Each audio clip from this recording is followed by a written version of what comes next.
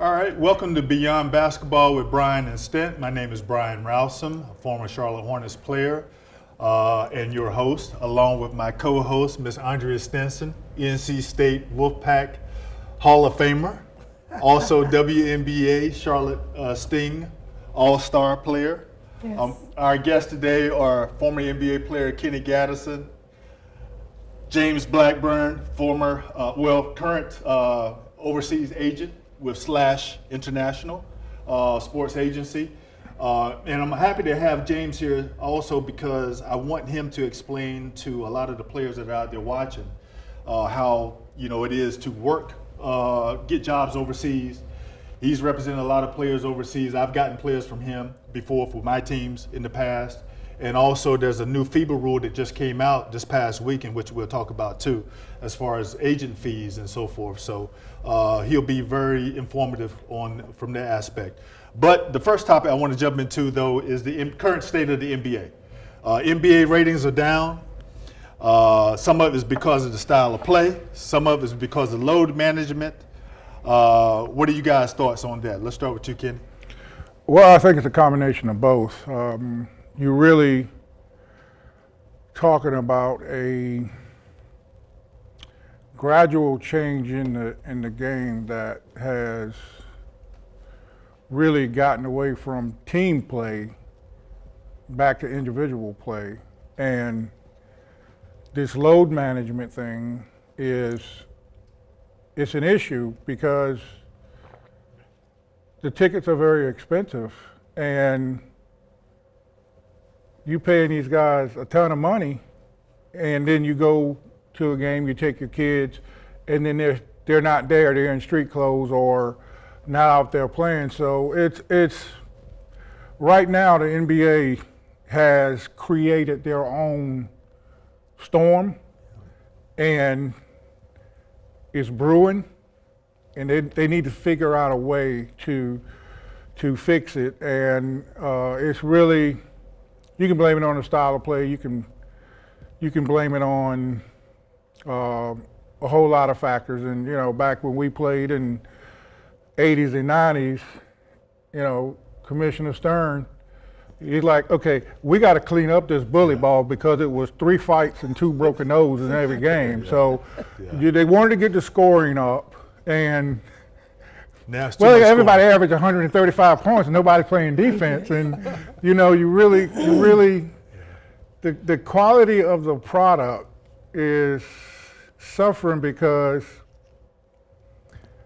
in a short period of time, you went from watching quality basketball being played in a quality type manner versus, all right, let's shoot 43s a game and we might go 12 for 46, but we just got to make one more than the other team and we can win the game. And this analytics is ruining everything because back in 92, if you were a 2 guard and you shot 37%, you was gonna be over at the Waffle House and not playing. So it's you can't expect fans to play a premium when they sit there and watch an NBA game and they watch a guy go 3 for 16. They sit back in their chair and say, Yeah. well, hell, I can do that. Right. These guys aren't that good. Right. So it's a combination of the increase in the scoring, the Steph Curry effect, and they might need to sand that 3-point line up because it ain't for everybody. Right. You got too many guys shooting threes that have no business. Not shooters. Yeah, it's too many guys trying to be Steph Curry. Yeah. If you put in the work that Steph Curry has put in, then you can be Steph Curry and shoot threes like that. But when you don't put the work in, why are you trying to shoot a 3 when in practice you don't even take 30 or 40? He takes 5,000 a day. I mean, people say it's Steph Curry effect. Well, Steph Curry is doing what he is supposed to do, what he was blessed to do. everybody else wasn't blessed to shoot threes like that. And staying to that point, you know, I think I was coaching with the Phoenix Suns, and these analytic guys, after the game is over, they're gonna give me a 25-page printout. I'm like, I know why we lost. We shot poorly, we turned the ball over, and we didn't block out. There's That's nothing right. changes. Exactly. And then you look at but when you use their stats against them, oh, they hate that. And I was Yeah. like, the Miami Heat won 2 consecutive championships, and they shot the fewest threes in the league. I say 2 points count too. Yeah. And another lost art. Don't nobody draw fouls. Don't nobody draw- MJ, Karl Malone, the greatest scorers in the league. Isaiah Thomas, all these guys, they shot between 8 and 12 free throws a game. That's right. So it's when you have fans looking at the game, and you got guys out there going 3 for 12, 3 for 13, the fans gonna say, I can do that. What I'm watching this for? So it ain't gonna change overnight. It didn't happen overnight, And, but and even if they get the free throws, they have to make them. Yeah. oh, You got to make the free That too. throws. I mean, you can get there 15 times, but if you make it 2 out of 15, there's no Yeah, need you it's- getting there. that's a There's hack no need shack. getting fouled. Kenny, like you said it multiple times, like 3 for 15, 3 for 20, but they don't say that stuff on ESPN. All they tell you is this guy had 30. They've gotten away from Yeah. the efficiency See, just- aspect. exactly. It's not about efficiency anymore. Yeah. So. That's a great point. That's it. And this ESPN is the worst thing to happen to our youth in sports Yeah. because Highlights. they show you a 17-second clip and the guy make the one shot, and like you said, he went 3 for 17. Case in point, John Morant scores a bucket that didn't even count, and that's all you seen on SportsCenter. Yeah. Well, I tell you what, if John Morant played in 92, they would have had to get a shovel and get him up from under that bench over there, because somebody would That's have right. dislodged him from the ball. Yeah. When the whistle blow, that means stop. That means you stop. keep coming, you come at your You own come risk. to your own risk. They can't call 2 fouls. Right, Saying, right. Yeah, the whistle's dead, you get your Yeah. head knocked off for nothing. I remember Chuck Person told me that too with Indiana. He was like, "Man, look, foul him hard. If he continue on with that continuation, foul him again. They can only call 1 foul." That's you right. know? So the game was more physical too, and I agree with you, Stint, because if you're just shooting jump shots, you never put pressure on the defense. You never get anybody in foul That's trouble. right. I always tell players, what makes it hard for you on defense? If an offensive player that just stands there and shoot jumpers, or someone that is active, moving, penetrating, all that, you know, that's much harder to defend. What are your thoughts on load management with players? I'm old school. If you get a full day salary, you better do a full day work. And I'm just back in my day,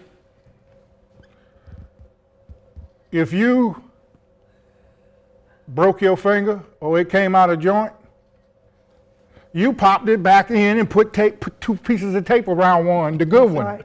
and you played. These guys cut a fingernail too close, they might be out 3 games. So it's Yeah. you never can.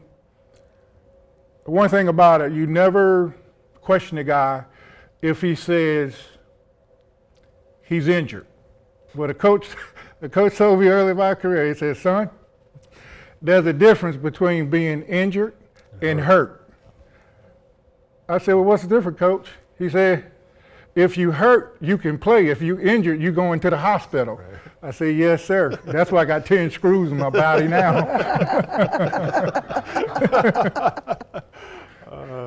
James, what you think about the load management? You know, you're from a younger generation, so you may see it differently. Well, you know, Brian, from talking to me enough that I might be younger, but I've got an old school brain, old school mentality. So I mean, I agree with everything all of you guys have said, especially you, Kenny, with the whole state of the NBA and then the load management. And I mean, back when I worked in the NBA, you know, this is 15 years ago, that wasn't really an issue. And then it started becoming an issue when Pop started resting certain guys, and now it's just going, like everything, they went from one area all the way to the extreme. And I think the NBA is trying to fight back with that the best they can, but But yeah, I mean, guys are sitting out, and it's another reason the NBA ratings are down is the regular season. You know, it's just turned into meaningless. It's like these teams, they just rest Doesn't the guys matter. just to get into the Right. playoffs, and they know if they can just squeak in. Yeah. And now they've extended it from 8 teams to they've done this play-in. They keep doing this, so teams like the Lakers, for instance, a couple years ago, they know they just need to squeak in, not even top 8. They know they just need to get in number Yeah. 10. So the regular season, they just need to win 40-50% of their games. They're good. That's it. I know if I've got a family of 4 or 5, and I'm paying all this money to go to a game, buy tickets, parking, and then I go down there and then I see LeBron sitting there eating popcorn at the end of the game, bench, not playing, I would be disappointed. I'm surprised that the NBA hasn't taken more note of that though, because again, and even corporations that have suites at games. When you take your coworkers and employees there to games, and you go there and you see LaMelo Ball and those guys at the end of the bench not dressed out, joking that night, just having fun and not playing, I would be disappointed. Well, I'll tell you, and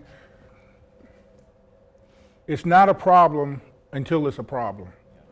Now the ball is coming down the hill and it's getting bigger. And I'll tell you right now how to fix this load management. The organizations need to remove themselves and not say, oh, we're resting so-and-so tonight. You leave it up to the player to decide. If you don't want to play back-to-back games, then we dock you 1/82nd of your pay, and that'll fix this load management We'll stuff. fix it. And right now, the Philadelphia 76ers are getting ready to be the bottom in attendance in the league because they star players don't star. Yeah. It's really, it's hard to look at a game and see players sitting on the bench talking about this load management when you have guys that would chew their right arm off to play in the NBA for 1 week. So Right. I don't agree with it, but I don't own a team either. So Well, Kenny, I like what you said about the ball is getting bigger, and it's not a problem until it's a problem. In the NBA, you guys know this. It all comes down always to what start affecting their revenues. That's it. So That's a problem. I mean, you were talking about the fan, Brian. I mean, honestly, the NBA does it. They don't give 2 hoots about the common fan. Right. They care about the TV money Right. and the corporations buying the suites. Yeah. So unfortunately, the biggest fans of the NBA, the ones that are, they're the ones that are always getting, kind of the. Well, I'm a fan. And when I go to the game, I want to see the Stars play. Exactly. I mean, I played, but I am a fan. Yeah. But the whole thing is just like you said. When we played, Yes. it was our duty. Yes. It was our privilege to put on that purple and teal That's right. and go. They sent me home one night. I went to the arena and put my uniform on and got my ankles taped and fell out right there getting my ankles taped.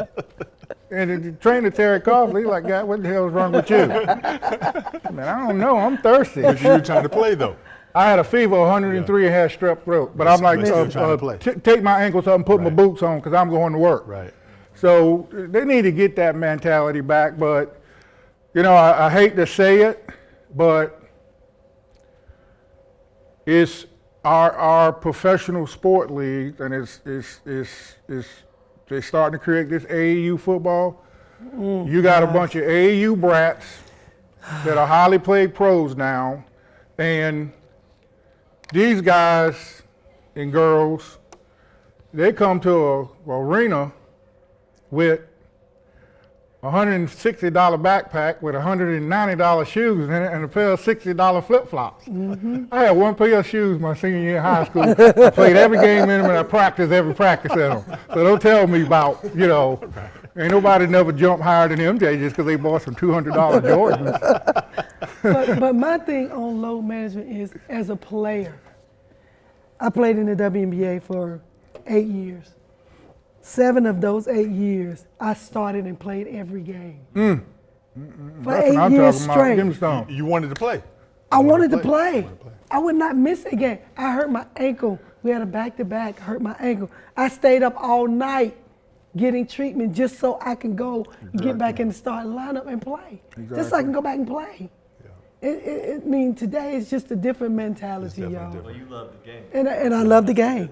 And some of these guys say they love the game, but They love the paycheck. They don't love the game because a whole lot of them won't go out on the blacktop and play in the sun. No. Because they AAU brats. It's like, play outside. You feel like, have you lost your mind? In the sun?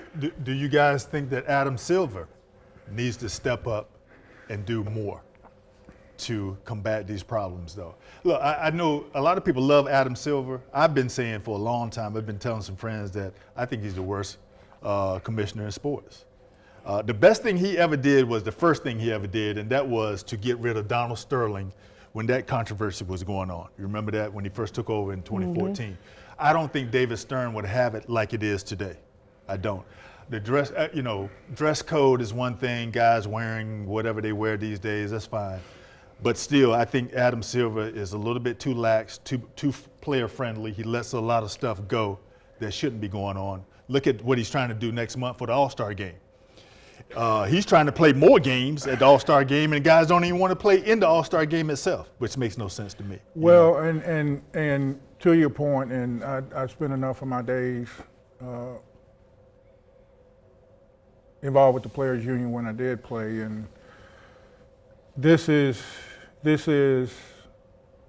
something that David Stern didn't have to deal with. When David Stern said, I can't sell this on Fifth Avenue, we got to clean this up, that was it. And he meant what he said. Adam Silver, he even uttered the phrase, we got to clean this up, we got to do something about this little bit, we got to do, he gonna get 784 thumbs on social media crucifying him in the court of public opinion. That's the difference in between you really when you're in a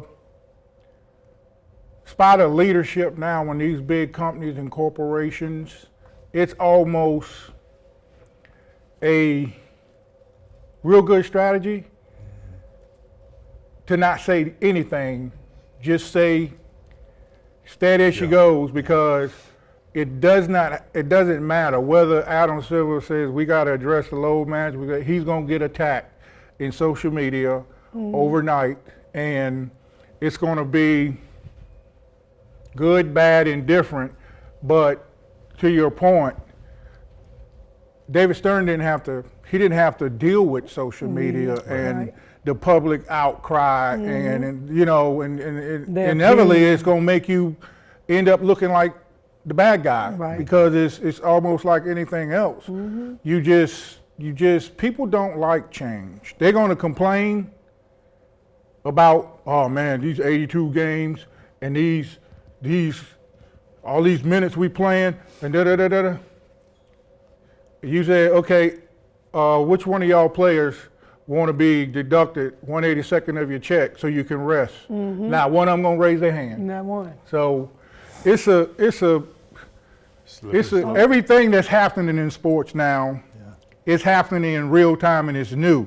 So there is no, back in the day, there was a template you could put over every team, because I came in the NBA in '86, the whole salary cap was $12.6 million. Yeah.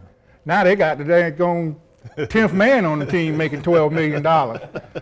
So it's like the template doesn't fit. The money is gone bananas, and if an owner crazy enough to give you $300 million, you should be crazy enough to take it. I just tell you how much money the owners are making, but the quality of the product is inferior now, and you're starting to get the ripples on the shore, and then it's going to be a wave.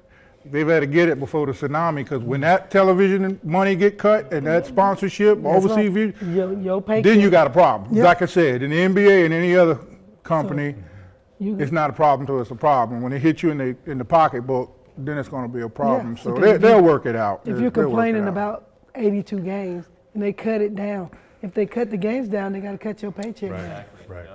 So Ain't gonna what do you happen. want? Do you want 70 games? Okay, well, even if it's 70 games, we got to cut it down, cut your money down. Well, you don't want us to do that, but then you complain about 82. I don't understand. I need to. Well, this is just Yes. it's just the nature of sports, and you can see a distinct difference between NBA and the NFL. The NFL, for the last 40 years, have been adding games to the schedule because that's more money. Right. They go from 12 to 16, 17, and I just opened up the ESPN app yesterday, and Goodall talking about, we're going to have an 18th game. So it's you know, I just sit on the sideline and watch it and enjoy it, and it's like let them handle the nuances of it. I'm gonna go back to the All-Star format one more time. I've been saying this, and I told you, James, recently. I think the NBA should just do like they do in the NHL and hockey. Have the USA 15 players in the All-Star game and have the world 15 players. Think about that for a second. And I'm gonna be honest with you. I think the world wins. Think about this. Who are your best 3-4 players, American players right now? NBA players? Yes. Think about this. Think about it now. LeBron James, probably. Father time, Yep. They're all Father time, aging. old. They're all Yep. aging. Steph Curry, Yeah. older. uncle time, Yep. Kevin Durant. Kevin Durant. Yep. Okay. What? Nephew time. Nephew okay. time. Who else you want to throw in there? AD. Ja. Yeah, I mean, one of those younger guys. Yeah. But, I mean, every other player I think of, I'm like, Anthony give us Edwards. the world They team. run it. That'll never happen. Well, I know, but I'm just Because you saying. hit the nail on the head. Because European team will win. They'll win. They'll win. Because you look at and I don't watch nor follow a whole lot of NBA basketball. If you look at East and West last year NBA All Stars, and I did not Google this, I wasn't prepped for these questions. I will guarantee you 7 of those guys were not born in the United States, so they will be on the they will be sure. on On the the world team. foreign on the world exactly. team, Yeah. Right. and a lot of them are really really good. Yeah. So it's them that'll being never happen because MVP, huh? Exactly. Yeah. that would be a bad For a loss. few That's, years. that's a good So you point. ain't gotta Stan. worry about that The happening. last 4 or 5 or 4 out of 5 MVPs have been, MVPs. Well, you got foreign Jokic players. and you got Giannis. Yes. And you got, I mean, look at just one. Yeah. I think Canada had 8 or 9 guys, 10 guys on their Canadian Olympic team that played in the NBA. Right. Yeah. So that just tells you the scope of, you know, and you know, you try to tell these American players 20 years ago Yeah. that these guys coming from They Europe, coming. That's They right. coming. They're coming. y'all better learn how to be basketball players instead of athletes, because there is a difference. It is. Yep. It is. And it's they taking their jobs, and you Because know they've they been becoming basketball players since they were 13. Right. 12, they've been becoming basketball players Yep. instead of just athletes. They've Exactly. been learning the game each and every time and Fundamentals. playing with the big guys Yep, at that's the right. age of 16. Yep. Yeah. So it's been a thing, and it's almost when I talk about that template. San Antonio Spurs had it first, and they had a whole Yeah. team full of Yeah. players that They were did. They from did. France and Virgin South Islands, America everywhere. and all different and those, and they're like, okay, these guys are already more advanced at 18 than guys that are playing in the NBA at 25, 26 years old. Yep. So And they think team oriented first too. You know, the European players, they come from team systems. They're not looking for individual accolades. A lot of them are really hungry because they come from situations where they're not making a lot of money or their Right. families don't have a lot of money. So, and you know, they're not over here just tripping off of the contracts and things, you know? the basketball teaching structure is a lot different in Europe. And just a simple, make it very simple, those kids go to these basketball federations at an early age, at 12, 13, 14 years old. And that's all they do. They put them in an apartment, they go to practice twice a day, every day, for years and years and years. There is no agent to go complain to. Your mama and your daddy can't save you. If you don't like what the coach is demanding of you, you can't transfer. There's nowhere to go. So you don't have the attitudes and the coaching issues in Europe as you do in the United States, because you have all of these kids that every coach telling these kids, oh, you got to hustle, you got to block out, you got to play defense, you got to rebound. Oh, I don't like that coach no more. I'm gonna just transfer, and somebody else will take them. In Europe, they don't have that option. So you're gonna learn the game and you're gonna play the game the right way, and you're gonna come over to America universities, and you're gonna be a better, more well-rounded player. Right. And it's easier, you've seen this in the past, a lot of examples, it's easier for the guys that are coming over to adapt to the hoop here, to the guys here adapting to European basketball. Like Doncic said, and a lot of them said this, it's easier to score in the NBA than it is in Europe. And, you know, I don't play no defense. yeah, exactly, and all the the rules here with the defense in 3 seconds. But it's so hard for our guys, you know, whether they're going over and playing in a mid-level European country or even NBA, former NBA players. I mean, you look at, you know, you remember Brandon Jennings when he played early on. You remember, nobody remembers this. He hardly ever averaged any points, you know. And Kemba Walker last year was playing in France, and was it like he was scoring 20 a game? I mean, he wasn't. It's a lot more physical. It's a league that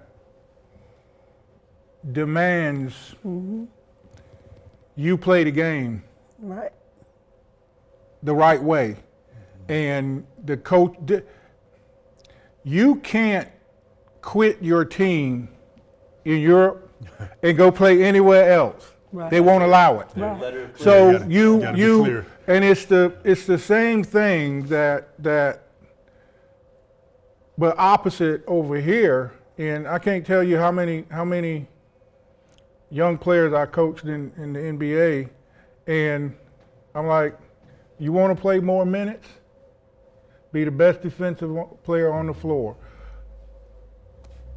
Run the forward and transition, block out, rebound, and you'll get more minutes.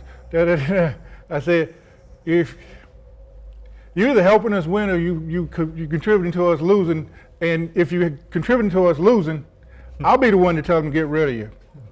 They get traded, come up to me, Coach Gatt. It's funny, them coaches say the same thing you said. So.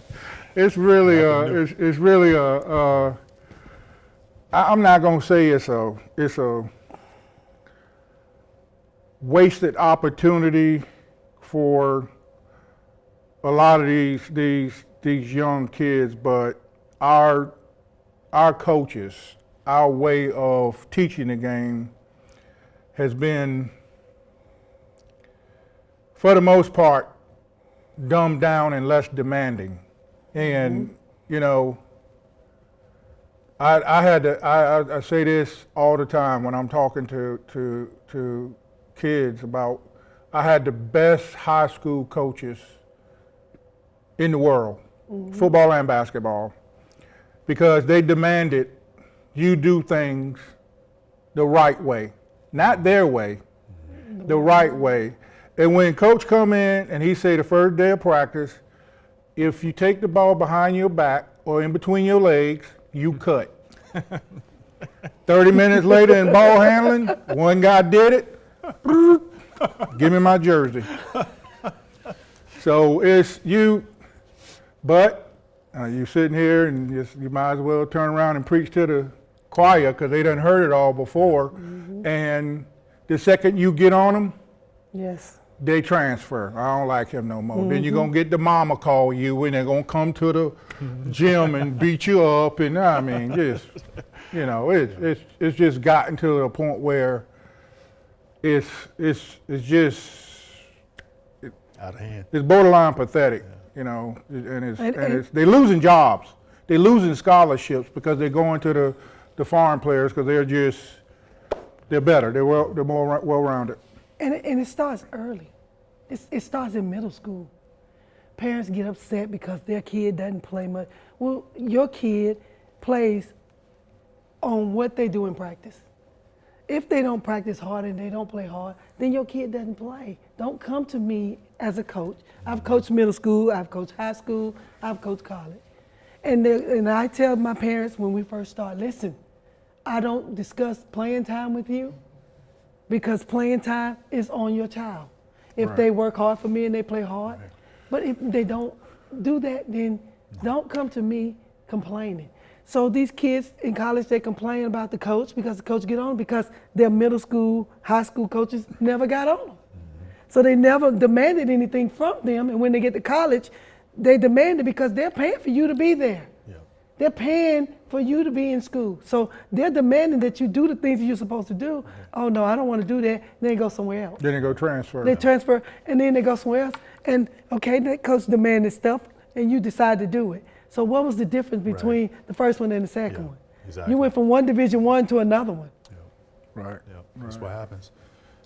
James, before we get out of here, let's talk about that FIBA rule real quick. It used to be, and I know this from coaching overseas, when we would sign a player, let's say a $100,000 contract, our team would have to pay his agent's fee, 10%, right? Now they just changed it to. Yeah, so I mean, since I've been doing this 13 years now, and I mean, forever, they've always had the team pay the fee, unlike the NBA, where NBA, the players pay the fee. But FIBA just put a rule in that says now the player is going to have to pay the fee starting February 1st. They're going to make that rule change. And they tried to do this a little bit ago, I think it was about a year ago, but it didn't really stick. It wasn't really enforced, but now they're coming in extra hard, and it's getting a lot of buzz right now, and a lot of people are unhappy about it. I mean, the players, I don't even think realize it yet. I think a lot of agents haven't told the players yet, and it's about to cause a lot of problems. I think it's going to cause a lot of more poaching now, because you can have one agent that says, "Oh, hey, if you come with me, I'm not going to take the fee." Right. You're going to have situations where it's going to be hard, I think, to collect a lot of times. When do you collect? The player, they sign, let's say, an 8-month deal. Well, we're used to getting our fee maybe November, December. Well, they're not going to give you the whole fee in December for the whole year, but you don't want to collect it every month, because then it just becomes all these wiring fees. Yes, and everything. And a player, let's say he gets cut, or he's not on a guaranteed contract. I want to see now, okay, these teams that are used to paying this in their budgets, or they could give a little extra, or how's that going to work? Right. And there's a lot that I think is kind of unexplored. Like, a lot of stuff hasn't really been talked about, and we're about to see it, I think, next year. Yeah. And it'll be interesting too to see how much it's enforced at the different levels. And honestly, I think teams will still pay the fee in some instances, but if they don't pay the fee, you can't take that team to BAT Arbitration. because the rule is that they don't have to pay it. So I think you will see early on a lot of teams still trying to pay it. But yeah, it's going to be a lot. So when I played, I paid my agent regardless. And then he got a fee from the team. Oh, see, that's what they want to get away from. Yeah. But We're talking he- about. Double dipping. I mean, he double dipping. So That's they what haven't been double dipping. They've been. Yeah. So see, everything changes. I mean, hey, Yeah. y'all just take my money and run with it. So Yeah. it's all That's what right. they want to get away from, because there was some agents doing that, but I've never done that. A lot of really good agents haven't been doing that, but that has been happening. Some of that double dipping, and Right. they want to get away from that. Right. Okay. Last thing, guys, we're coming up on 5 years, believe it or not, since Kobe Bryant died. Fifth year anniversary will be next weekend. Just your thoughts real quick on Kobe. Of course, I don't know if a lot of people know, but he got drafted by the Charlotte Hornets. Worst trade they ever made, traded Kobe for Vlade Divac. So just, want to get your comments real quick on Kobe Bryant. Now that you brought up that Hornets story, my short tenure in the Hornets front office was centered. Oh, you were part of the deal. Oh, okay. buddy. We thank you. We thank you for Okay, that. this is how it went. We have I think it was the 13th pick. And Kobe's agent is calling all the teams in small markets. He will not play in a small market, so don't even draft him. End of story. And so we get a call, and myself, Bob Bass, and I think it was Jeff Bauer, and Milwaukee calls us, and they're like, "You might want to trade that pick because we just got off the phone with Kobe's agent, and he's not going to come if a team drafts him." I'm like, "Man, hang up that phone." I said, "Here's one thing I do know. This kid been in Italy for the last 10 years, and the only thing he want to do in this world is play in the NBA. If somebody don't take him by 13, we need to draft him because he's going to be an all-star, probably a Hall of Famer." I said, "He's the best player in the draft." And so the momentum kept building. And so we get to, I'm like, draft the guy. I'm like, that's just a bluff. I said, I know the guy's dad. When you played most of your childhood over in Italy, in them smoke-filled arenas, all you dreamed about was playing in the, he'll put on the Charlotte Hornet jersey. And as we got to 4, 5, 6, then all of a sudden the phone rings in the war room. Bob Bass gets up, him and Joe Shin, "Oh, we're gonna take this over there." And I'm sitting there like, I thought I was part of basketball operations in here. And they come back with a little, we just pulled the coup. I'm like, oh God, what did y'all do? Well, we traded we're gonna pick Kobe at 13 and we're gonna trade him to the Lakers for Vlade Divac. I just went. I went over in the cooler and grabbed about 3 beers and put them on the table. And I told Bob Bass. I said, "Bob, seems like you would listen to me when I just finished playing 10 years with and against all these guys." I said, "Vlade Divac smoked a pack of cigarettes a day." He's like, "What? No, he doesn't." I said, "Call Jerry West." Jerry West would not take his call. The next day, he get Mitch Kupchak on the phone, and Mitch, I need to talk to Jerry. But Jerry's tied up. I said, "Bob, Jerry ain't gonna talk to you. Y'all did the trade." He's like, "Well, Mitch, old Gattison here is saying Vlade smokes a pack of cigarettes every day. Is that true?" Mitch said, "Well, Bob, I ain't ever seen him smoke, but every time I'm around him, he smells like cigarettes." They confirmed it. Yeah, so that's how that Kobe Bryant thing, I'm like, draft the kid. He's going to be great. And so that's my Kobe story. God bless him and his family. James Kobe. You get a chance? Did you ever get a chance to see I him? saw him play a couple of times, and when I worked for the Bobcats, he came through. But I still remember when I heard about him passing, I was leaving actually a Wake Forest basketball game that day, pulling out, and I turned on the radio to listen to the post game, and then they said it. So, but we could stand up here for 3 hours to talk about it. Incredible player, great career, and just love hearing all of his quotes now and reading about him, watching his workouts. Hey, I met him. Got a picture with him. I'm a fan. I told him, I said, "Listen, I'm a fan." He said, "Well, I'm a fan too. I watch you when you play the Sparks and, And I'm like, "Really? You watch me? Really?" But, great guy. I really miss him because he's really getting ready to do a lot of things for women's basketball. He was just ready to make women's basketball, just take it to another level with his daughter and UConn and all the people that he trained and all of the young ladies that he impacted.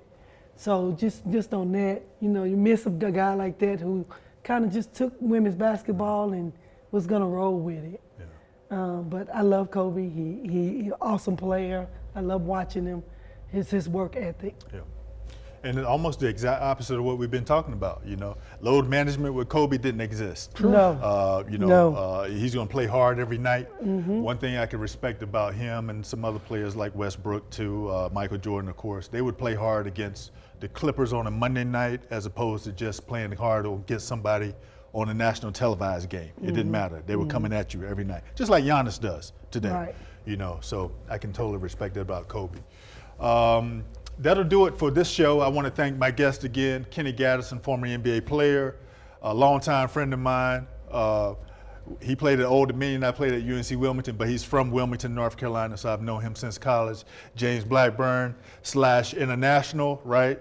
Sports agency. So you young guys that are out there trying to play, maybe contact James. He can connect you. He's with a great agency over there. They've helped a lot of players, not only in Japan and overseas, but also even in the league. Andrea Stinson, of course, again, my co-host, WNBA All-Star player, NC State Wolfpack, Hall of Famer, jersey hanging up. Yes. I didn't jersey hanging up in the rafters at NC State. So again, thank you guys for being here today, and I really appreciate it. Pleasure. And thank you guys.